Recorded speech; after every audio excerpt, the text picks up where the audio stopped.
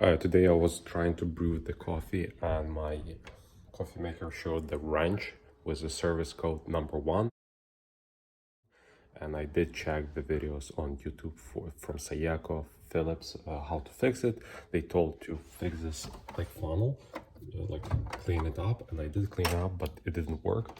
So I watched some videos in different languages, but just followed what they did, and this was the fix. So basically,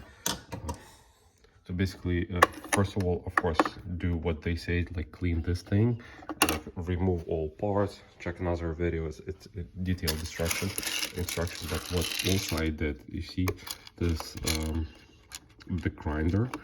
What I did, I just took the pliers as it was shown in different videos and like turn it, so it's like whatever was stuck there, they like grind it, and now it's working. When I did espresso, it was working fine.